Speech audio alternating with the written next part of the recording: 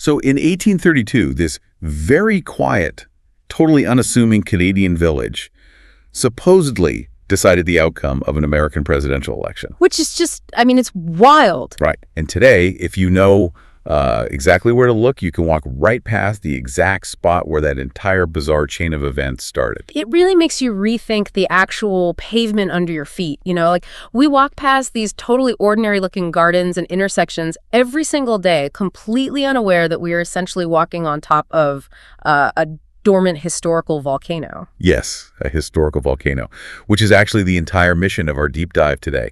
We're taking this massive stack of sources detailing the Thornhill Historical Society's walking tours, and we're going to look at this single village through 3 entirely different lenses. Yeah, it's really a masterclass in local history. It is. We're digging into the underground artistic revolution that started right in its backyards. We're looking at the quirky local gossip that somehow got immortalized in solid bronze. And of course, the actual physical architecture that survives today. Right, the built heritage. Exactly. Because we want to show you that history is not just, a bunch of dried dates trapped in a textbook. It is a physical, readable layer of the world around you. And one of the sources even calls the village a perfectly preserved movie set. Yeah, that movie set phrase is fascinating. Yeah. And what makes Thornhill such a brilliant case study for this is just how layered it is. You have the built heritage, the literal bricks and mortar that somehow managed to survive the wrecking ball over the decades. It's all odds, really. Truly against all odds. But then right alongside that, you have the invisible history. Right. The stuff that, didn't leave a beautiful Victorian house behind, but was still vital enough to the community that they absolutely refused to let it be forgotten. Okay, so let's unpack this. And I think we need to start with the artists, because before we can really understand the village's architecture or, its weird lore, we have to look at the people who put it on the map. Oh, absolutely. The people are the foundation. Right. So the sources dive pretty heavily into the Group of 7 walking tour. And if you aren't familiar with Canadian art history, the Group of 7 completely fundamentally redefined how the country saw itself. They absolutely did. I mean, before them, Canadian landscape painting was essentially just artists trying to mimic polite, neat European landscapes. Very pastoral. Very pastoral, very dark, and just very tame. But the Group of 7, they looked at the rugged, chaotic, bleeding colors of the Canadian shield, and they decided to paint it exactly as wild as it actually was. They didn't hold back. No, not at all. They were true revolutionaries in their field. Right, and the fascinating thing in these sources is that this massive, wild, artistic revolution, it didn't start in some remote cabin in the deep woods. Mm-hmm. It incubated right in the quiet suburban streets of Thornhill. Yeah, right in suburbia. Yeah. The walking tour specifically highlights 5 of the original members. So you've got J.E.H. MacDonald, Arthur Lismer, Frederick Farley, Frank Johnston, and Franklin Carmichael. They all lived and worked in this one tiny village. And to understand the mechanism of how this happened, you really have to look at their day jobs. Oh, right, because they weren't rich. No, they didn't start out as independently wealthy fine artists at all. They originally met as colleagues at a Toronto commercial design firm called Grip Ltd. Grip Ltd, right. Yeah, so they were essentially working class graphic designers, illustrating catalogs and drawing up advertisements during the day just to pay the bills. So they are commuting to the city doing this really commercial work and then coming home to Thornhill. But the thing that absolutely blew my mind in the sources isn't just that they lived in the same town. It's the sheer, staggering proximity of their homes. The geography is crazy. It is. We aren't talking about living in the same zip code or the same general area. We are talking about living practically doors away from each other. To me, it's like discovering the Avengers all lived on the exact same suburban cul-de-sac. That is a great way to put it. The concentration is genuinely hard to overstate. I mean, you have Frank Johnston at 14 John Street, then a quick walk down the exact same sidewalk, and you hit Arthur Lismer's house at number 22. Wow. Yeah, and keep walking, and you are standing in front of Franklin Carmichael's home at 68 John Street. Just right down the road. Right down the road. And then Frederick Farley was just around the corner at the Pomona Mill House on John Street for a time in 1917. See, that fundamentally changes how you picture the creation of their art.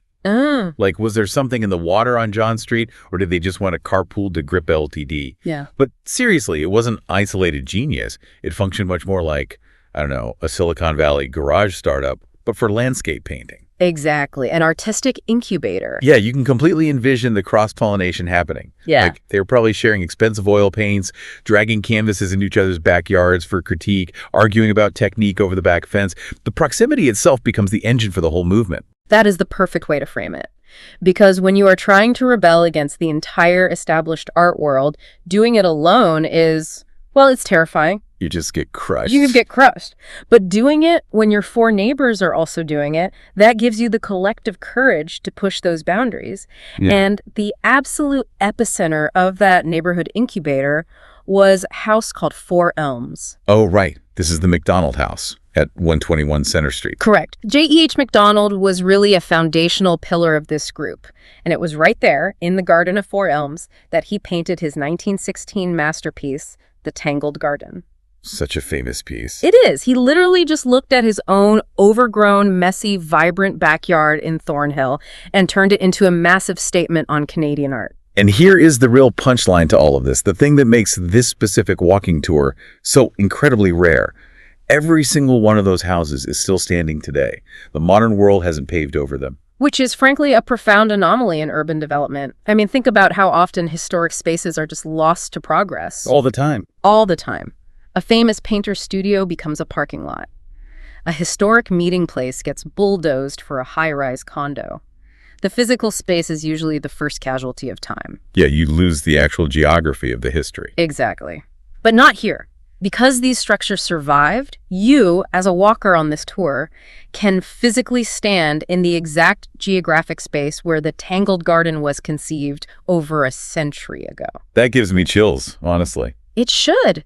You can observe the same sightlines, you can measure the distance between the artist's front doors with your own footsteps, and you can just feel the scale of their daily lives. It creates this visceral, tangible connection to the past that you simply cannot get from looking at a painting in a sterile, white-walled gallery. It gives you the physical footprint. But, that raises an enormous question for me. Buildings are durable. If someone paints a masterpiece in a house and you preserve the house, the history is pretty easy to see. Right, the artifact is right there. Right, but what happens to the history that doesn't leave a beautiful Victorian home behind?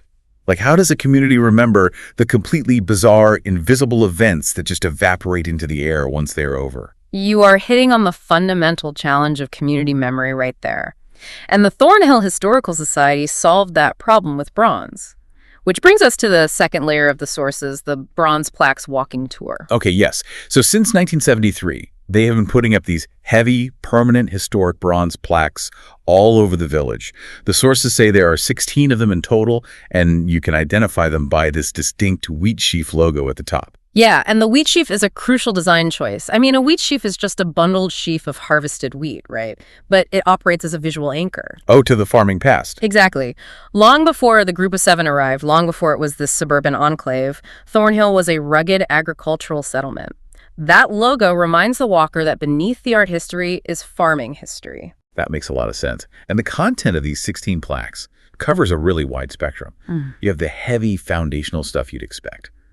Plaques commemorating the founding of Thornhill on Yonge Street or the Thornhill Settlement Village. And they mark vanished infrastructure too, like the old radial railway line. Which, just to give some context for you listening, was an early electric commuter train system. Before massive highways, the radial railway was the technological lifeline that allowed a place like Thornhill to be connected to the massive urban center of Toronto. Right. It was everything. It dictated the flow of people and commerce entirely. So marking its former path with a plaque forces you to imagine the clatter of rail cars where there is now just a quiet suburban street. It brings the ghost of the train back. And they also use the plaques to honor community figures like McDonald and local landmarks like Holy Trinity Church and Old Victoria Hall. Oh, and local personalities like Richard Sutton Frizzell. But I want to focus on where this tour gets brilliantly weird. Okay, let's hear it. Because scattered among the founding fathers and the railway lines, you get these titles that read exactly like 19th century historical clickbait. They really are incredibly provocative titles. They are. There is a plaque literally titled The Miracle of the Well. And my absolute favorite, the one I mentioned at the very beginning of our deep dive, how Thornhill decided the American election of 1832. That is a wild one. You cannot just drop a title like that and walk away. How does a tiny Canadian village physically influence an American presidential race? It is a phenomenal story of the butterfly effect. So in the early 1830s, border politics between the U.S. and British North America, which is what is now Canada, were incredibly volatile. Very messy. Very messy. And you had these political agitators and reform-minded individuals in Thornhill who were deeply frustrated with the colonial government. According to the local lore preserved on this plaque, some of these local figures started publishing fiery, anti-establishment political pamphlets. So they are basically printing 19th century zines in their basements. Essentially, yes. That's exactly what they were doing. And because of the fluid nature of the border back then, these specific pamphlets found their way south into a highly contested swing district in New York State right before the 1832 U.S. election. Just drifting across the border. Yep.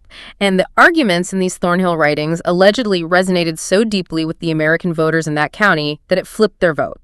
And because the electoral math was so tight, flipping that specific county tipped the entire state, which then cascaded into deciding the national election. That is absolutely wild. A couple of guys arguing over a printing press in a Canadian village accidentally swinging the White House. Just incredible. And what about the miracle of the well? That one taps into the raw survival aspect of early settlement.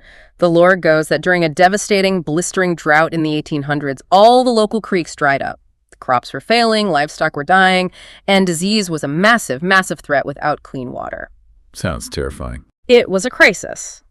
But one seemingly ordinary, shallow well in the center of the village mysteriously continued to replenish itself with fresh, crystal clear water every single morning. Wait, really? It never ran dry? It never ran dry. It provided just enough water to keep the core community alive until the rains finally broke. Wow. And, whether that is just some hydrogeological anomaly or a totally exaggerated legend, the fact they cast it in bronze is what fascinates me. That is the psychology of community memory at work, right there. Think about the sheer friction involved in getting a bronze plaque installed.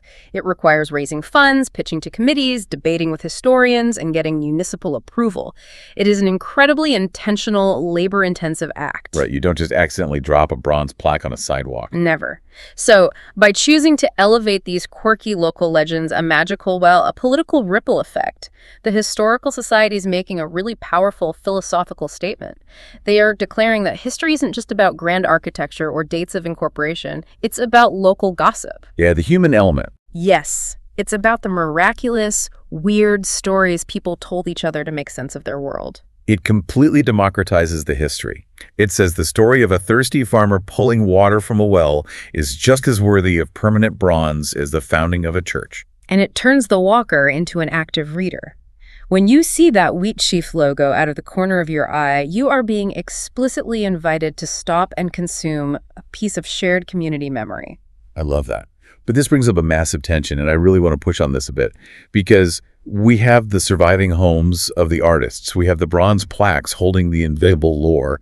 And the third tour in our sources, the Thornhill Village Walking Tour, focuses on how the village actually curates and protects this entire physical environment today. Right, the ongoing built heritage. Right. And they celebrate the area as an enclave of peace. There is this fierce community commitment to architectural preservation. They've got designated and listed houses everywhere. But one of the sources describes the preserved streetscapes as looking like a perfectly preserved movie set. Yes, I noticed that phrase too. I have to be honest. If you call a living neighborhood a movie set, it implies it's fake. It implies it's this sterile facade that's just been frozen in amber. Doesn't perfectly preserving a town actually kill its authentic, messy day-to-day life? Well, that is the ultimate paradox of heritage preservation, isn't it? If you freeze a neighborhood aesthetically, you almost always change it demographically. Well, so? Well, as an area becomes a highly protected, pristine historical enclave, property values naturally skyrocket. So the irony here is that the very working class commercial artists, like the Group of Seven, who originally put the village on the map, they likely could never afford to live in that movie set today. Oh, wow. Because it becomes an exclusive museum, not a chaotic incubator anymore. Exactly. The tension is very real. However, you have to look at the alternative. The alternative is erasure.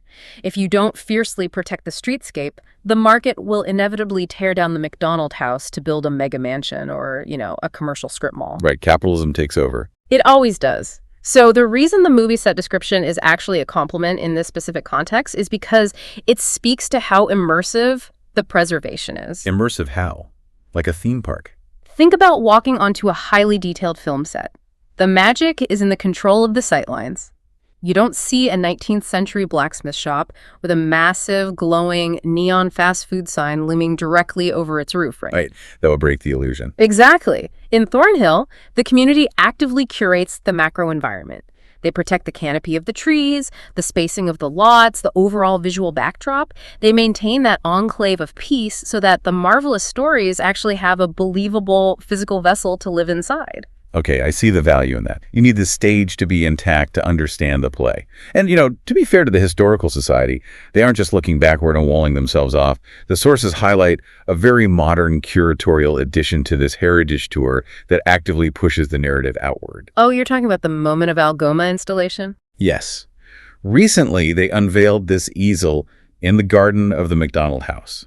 But it's not a painting. No, it's a physical, permanent installation that mimics a painter's easel standing right there in the garden where MacDonald worked. But the real brilliance of this installation is what it connects to. Algoma is a vast, incredibly rugged, windswept region in deep northern Ontario. Way up north. Way up north. It is the wild landscape where the group of 7 traveled to paint their most iconic, dramatic works. So you have an easel sitting in a manicured, peaceful suburban garden pointing toward the deep wilderness. Exactly. It functions as a physical hyperlink. You stand in this micro-location, a quiet domestic space, and the easel conceptually transports you directly to the macro landscape of the Canadian North. That's brilliant. It really is. It bridges the gap between where the artists lived and where their imaginations ultimately took them. I absolutely love that concept of a physical hyperlink. It proves that local history is never a closed loop. The quiet debates that happened over the backyard fences on John Street directly resulted in the massive canvases of Algoma that hang in the National Gallery today. The local is always connected to the national. It invites the walker to trace the journey. It breaks that movie set bubble we were just talking about, and it reminds you that the people who lived in these preserved houses were dynamic, moving, and interacting with the wild world far beyond their property lines. So, we have walked through the suburban incubator of Canada's most legendary artists. We've read the bronze plaques that validate 19th century clickbait, political butterfly effects, and local miracles. And we've explored the tension of maintaining a beautifully immersive streetscape that holds all of these stories together. I think the biggest takeaway from this stack of sources is that it's a masterclass in observation. Being a well-informed person isn't just about reading the news or consuming data on a screen. It is about learning how to read the physical landscape. The built environment is constantly trying to communicate with you through old brickwork, intentional sightlines, and hidden plaques.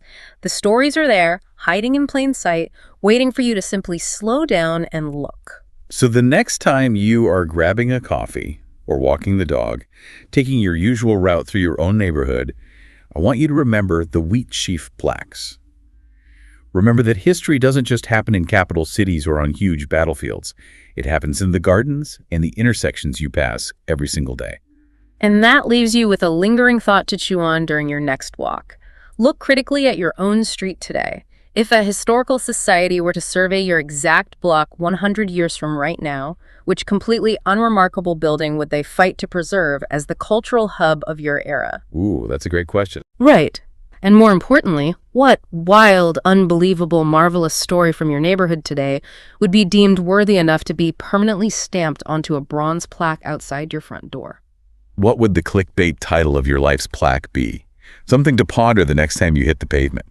Keep walking, keep looking closely at the world around you, and we will catch you on the next deep dive.